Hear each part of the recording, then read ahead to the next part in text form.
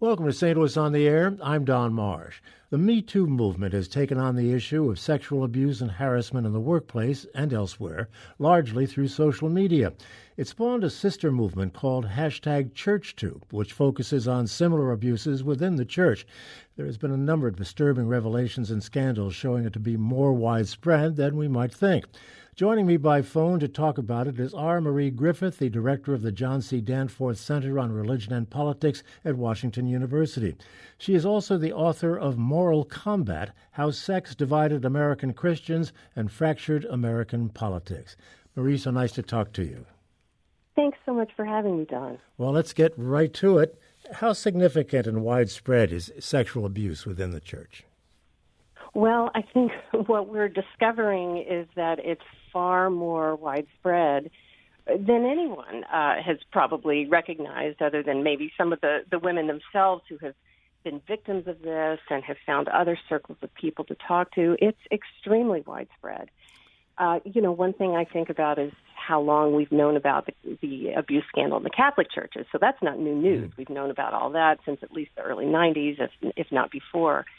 But, what is new here is the media spotlight that's being shined on Protestant churches and particularly evangelical churches. So it is more prevalent in the evangelical churches.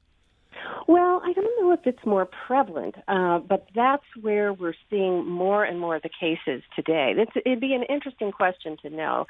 I certainly have heard of numerous cases within the more liberal and progressive Protestant churches as well. But right now, what seems to be happening is an uncovering of cover-ups that have taken place in many evangelical churches across the country, and that's really generated fuel for the ChurchToo movement. Why this uncovering now? Is it, do you think, a direct association with the Me Too movement and the fact that women have been empowered? Absolutely. The Me Too movement, of course, got underway after the scandals with Harvey Weinstein and some of the celebrities, Louis C.K. and all of these. And this became just almost an overnight sensation via Twitter and celebrities who were sort of tweeting about their experiences. And I think it was around mid-November that a couple of women in evangelical circles who were victims of sexual abuse from, I think, their youth pastors or other pastors in their congregations started this #ChurchToo that really came directly out of that. And again, overnight, this thing went viral. I mean, I think far more than these women expected it would. And all around the country, women of all ages have been sharing, often very tragic stories of being groomed by pastors, even as they're teenagers, and being in sexual relationships that were, supposed to be hidden, and all sorts of damage, I think, that's been wreaked over time. And then the number of male leaders who have not taken these things seriously when they've been approached by these women. Although a number have resigned. They have, but it took a while. Yeah. It took an awful lot of pressure, and many of them now are resigning over cases that occurred decades ago. And many of the cases that we're learning about have been covered up for a very long time. And I think that's the most disturbing part about this. No one is surprised that sexual abuse happens. It happens in all sectors of our society, in any profession. It happens. But the sort of degree of covering up and protecting abusers over their victims, I think this is what's raised so much, dismay and disgust, frankly, with church leadership. And you can't escape the issue of hypocrisy here. When we have people on the one hand preaching Christian values, and on the other hand, behind closed doors doing what's going on, it couldn't be more hypocritical. That's exactly right. I think that's also part of this feeling of disgust is how could the church be doing this? I think the other kind of theological underpinnings of a lot of these evangelical churches that are relevant here is purity culture, the notion of virginity and especially women's purity being very, very important, female modesty. And along with that has gone a theology of female submission to male authority in the most conservative evangelical churches and the Southern Baptist and other places where these scandals are sort of erupting right now. And, these things really matter and are getting a lot of attention because they seem to really reinforce this notion that women must be subordinate to men in all things, and that if something happens to them at the hands of a male leader, that's just meant to be, and they're supposed to sort of take it. So it's really distressing to think of the way that I would say Christian theology has been abused, frankly, and distorted to sort of help enable this culture to persist. And many of these people, both congregants and also leadership within the church, are politically active, and many of them support the President of the United States, who carries a lot of baggage along these lines himself, and they continue to support him. That's right. And of course, why the continued evangelical support for so many of his policies or so many things that he said, or just support for him, despite all kinds of behavior that's been, verified many times over and that is not sanctioned by anything within the Christian tradition. That's been a question. Why have evangelicals continue to support him at such very high rates? And I think this is offering a partial explanation that actually what we're discovering, very sadly, I must say, is a lot of what you rightly call hypocrisy and a lot of sexual misbehavior and covering up of sexual misbehavior behind the scenes. And, you just think that's got to have created the sense of toleration and tolerance for that sort of behavior in the highest leaders of the land. Do you have any sense, and it's early on, of course, that the Church Too movement could really have any impact not only in stopping the abuses, but in shaking this kind of willingness to tolerate this sort of thing at the higher levels? Well, that's interesting. And in terms of the churches, I absolutely do. I think we're seeing all kinds of impact. I think women are becoming emboldened, and men too, because I should say this is not only female victims. There are male victims as well of this kind of sexual abuse. Paul Pressler, the Southern Baptist leader, has been credibly accused of numerous sexual assaults and harassment of young men. So it's not just women. But I do think that as people become more and more emboldened and churches are sort of in the spotlight and being forced to make public statements and change policies, and I think many willingly, I don't want to just say force, I think many are very open and very much welcoming these changes, that things will and are changing within the churches. Now, the larger culture, that's a tougher nut to crack, and whether or not that will translate. So far, we're not seeing that translate into any kind of diminished loyalty for the president or any increased criticism for his own past sexual misbehavior and possible assault and possible criminal activity. So I don't know if we'll see that or not. We mentioned the president, and rightly so, I think, but we should also point out there are a great many other politicians who have had to step aside as a result of allegations against them. It's not just one man at the top of this pyramid. Well, that's right. Our own former governor, of course, Eric Brighton's had to step down, and there are many other examples of that. You're right. And, would they have had to step down 5 years ago before a movement like this had gotten underway? It's hard to say. But certainly in this moment, it's a bad moment to be called out for sexual abuse and assault if you're in a very public position like that. You've indicated, and we all know, that this sort of thing has gone on forever, I suppose, to one degree or another. But why do you think it is seemingly so prevalent now? Is it just the media focusing on it, or is something going on in our society that is causing this to happen? Well, that's a good question. I suppose I am inclined to see this largely as because the media is shining a light on it, we're learning all of these things that have been happening for a very, very long time. So I don't see this as a new problem, or that somehow Southern Baptist and other evangelical pastors of younger generations are newly taking advantage of women. But I do think that we've got this spotlight shined on this, and far more Americans care about these issues and are willing to speak about them. There's less stigma attached these days to saying, I have been the victim of a sexual assault. And so that has enabled far more people to come forward. I think that's really the shift that we're seeing. Maria, is there a generational component to this? Are we talking about the abusers being primarily older men or younger?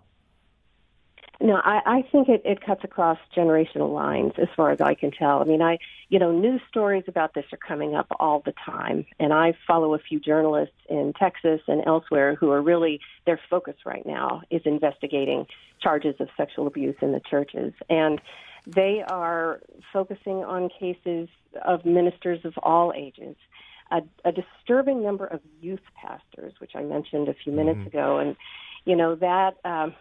there's something deeply disturbing to me about all of this, but maybe in particular the idea of a youth pastor, someone who is counseling teenagers and children during very difficult stages of their lives, many of them having trouble with their parents or in school or with drugs. These people are very, very important to the formation of young adults. And the fact that we're learning about so many cases of youth ministers grooming younger people and these vulnerable young women and men who look up to them and, assaulting them in this way is just horrifying. Maria, I'm going to have to take a break. We'll do that now. But before I take the break, let me invite members of our listening audience who would like to get into this conversation. We'd very much like to hear from you. Perhaps you've had some experience along these lines or questions you'd like to ask of Marie Griffith. Give us a call at 382-8255. That's 382-TALK. You can send us an email to talk@stlpublicradio.org, or if you'd prefer to send a tweet, do so at STL on air.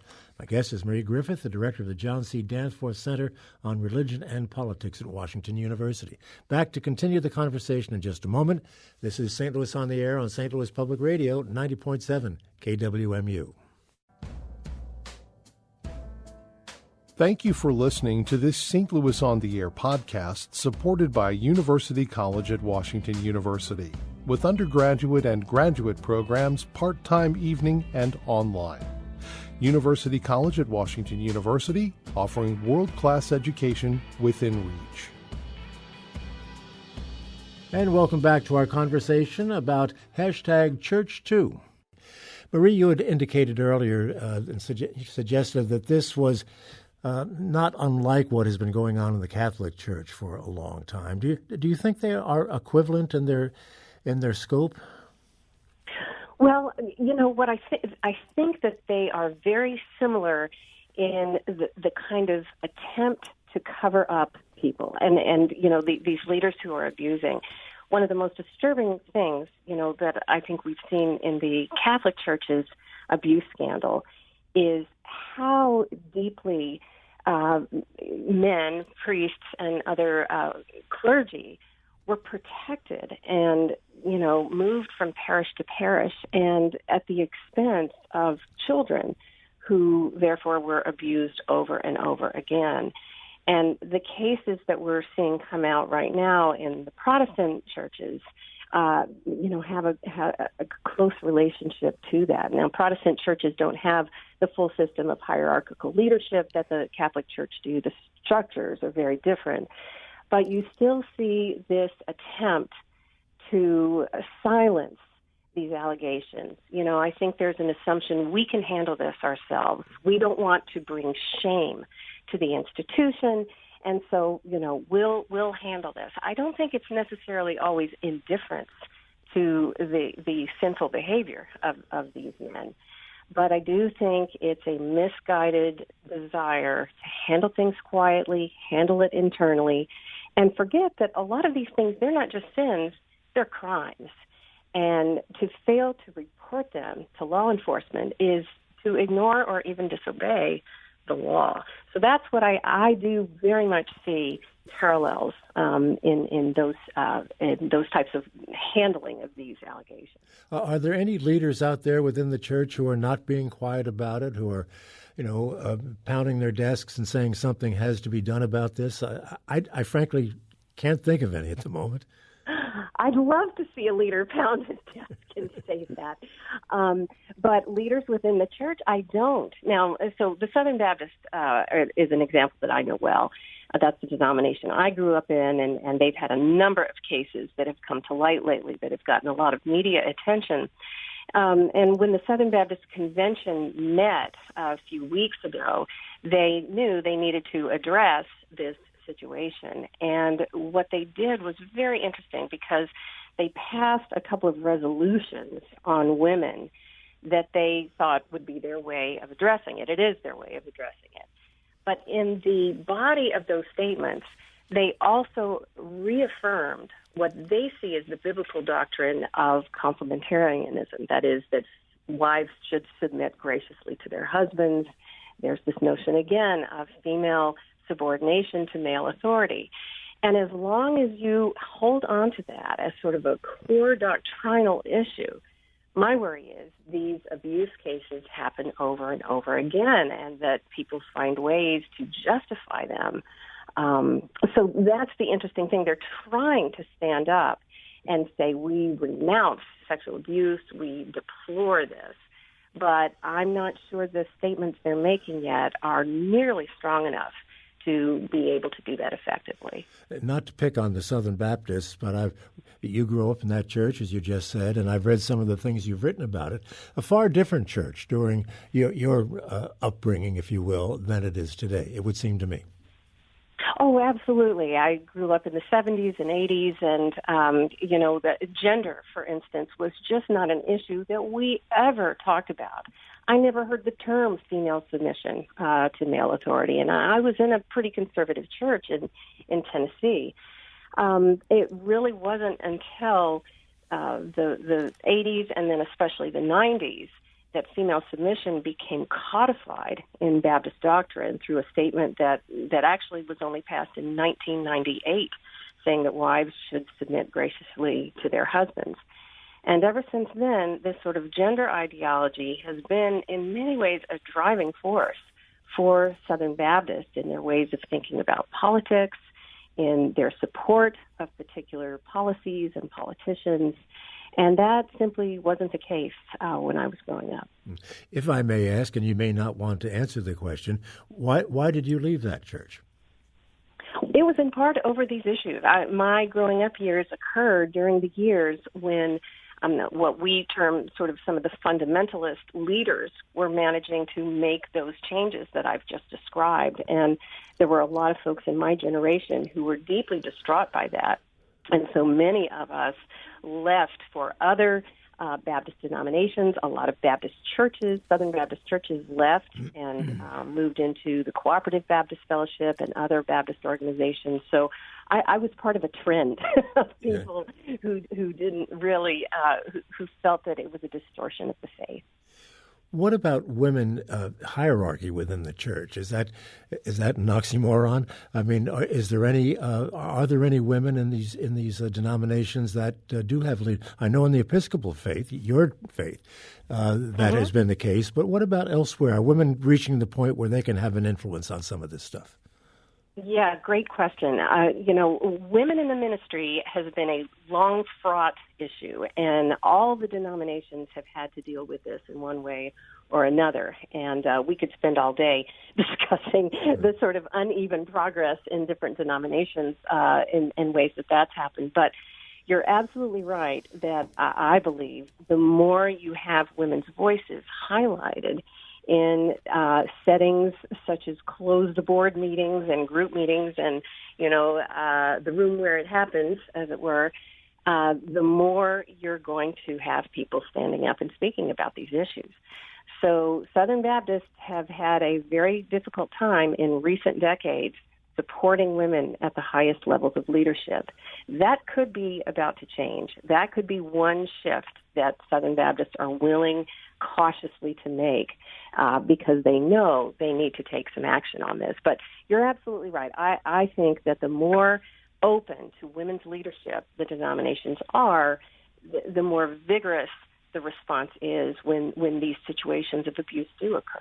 I want to get into that in a broader sense in just a moment. But first, let's talk about what else has to happen now. I mean, certainly bringing women into the fray would be good and would be important. What else do you think can be done to reverse this trend?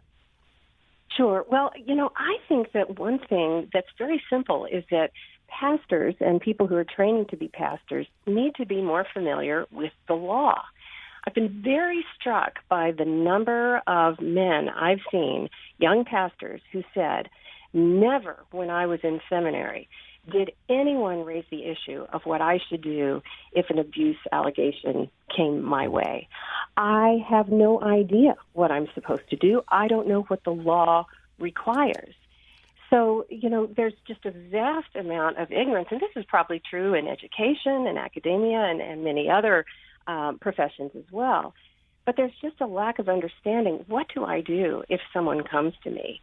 And so individual pastors are forced to kind of just create decisions on the fly, handle the stuff without any real knowledge of what they ought to do. So I think educating people about the law, about their responsibility, about what to look out for, all of those are simple changes that could be made at the seminary level and at the local congregational level as well as the denominational level. The social media obviously can be a very important factor in all of this. I have to tell you, quite frankly, until we were getting ready for this program, I really didn't have any idea what the Church Too movement was all about. I mean, I don't live in a vacuum, but I suspect a lot of people aren't even aware of it. That's fascinating. This is the problem with social media, is that for those who are on it and who feel like they're part of this big movement, it feels like everything. It feels like the whole world must be talking about this.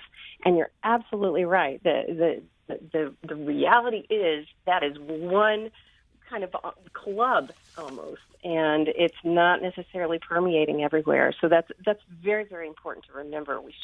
These things can't only be spread through social media. Educational campaigns and other sorts of things need to be spread in a whole variety of ways. And an occasional radio program, too, right? Yes, for sure. Yes. Good for you, Don. I'd like to sort of change the subject just for the couple of minutes that we have left, because I'm really intrigued by the emerging power of women. This is supposed to be the year of women. We had the Women's March after the inauguration of Donald Trump. Where are we, do you think, in this whole world of women emerging as a more powerful group than certainly has been the case heretofore? Sure. Well, if you look, for instance, at the numbers of women who are running for office right now, at the local and state levels especially, but also at the national level, the rise was really phenomenal this year compared to just a couple of years ago. Now, that could also be a blip. We saw that kind of rise in the years after Anita Hill's accusations against Clarence Thomas. That following election, got a lot of new women into office, and then the numbers sort of leveled out again. So it's hard for me to say at this point that you could see anything like a trend that may be sustaining over time. But the Women's March and other marches like that around issues from climate change to gun reform to Black Lives Matter, to all sorts of things, and the numbers of women who are participating in those movements, that feels pretty massive. And it does feel like the sort of thing that it's very difficult to imagine women and men, too, who are part of these movements, suddenly sitting down and deciding these things don't matter anymore. this whole resist movement at the moment feels very strong to me. So I do see this sustaining at least for the foreseeable future for some time. I remember listening to you on Terry Gross's program several months ago, talking about your book, Moral Combat. And I reacquainted myself with that because I was impressed with it then and wanted to review it. And one of the things that just jumped out at me was the comments you made about Phyllis Schlafly and the impact that she had. I mean, I guess we all knew this, but you laid it out so well of the wedge she drove between progressives and conservatives that exists and has widened to this day. Absolutely. You know, I think I said Phyllis Schlafly to me is one of the most important and influential people of the 20th century. Of course, she lived into the 21st, but she is absolutely underestimated as a force in our history. You know, she was the main critic and opponent of the Equal Rights Amendment in the 1970s, and many people in my generation and younger forget that. Don't even know what the ERA was. But she was enormously important to that effort and to just sort of a broad array of anti-feminist efforts politically over many, many decades until her death. And yes, she was so St. Louis and this Alton, Illinois, our whole region, birthed one of the most influential historical figures in all of these issues that we see today, and one of the most divisive, whose legacy really, in part, is to leave this incredibly divided country. Well, she put religion and politics in the same basket, and that takes us back to square one where we started today. Absolutely. Marie Griffith, I want to thank you so much for being with us. Marie is the director of the John Danforth Center for Religion and Politics here at Washington University. Thank you so much, and enjoy your time where you are. Thank you, Don. Appreciate you having me. Great talking to you. This is St. Louis on the Air on St. Louis Public Radio, 90.7 KWMU.